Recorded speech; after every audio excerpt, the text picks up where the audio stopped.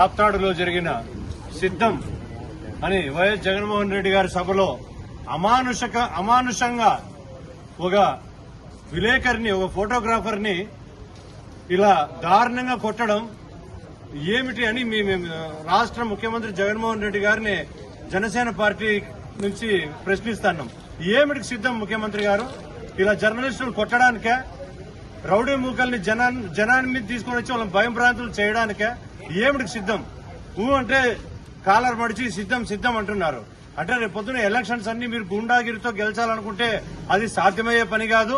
ఎందుకంటే ఇంతకుముందు మా సోదరుడు గోరంట్లలో కూడా ఇలాగే ఈశ్వరయ్య గారి మీద అమానుషకంగా దాడి చేశారు. అది జరగకనే మళ్ళా 2 నెలలకి ఇదొక దాడి.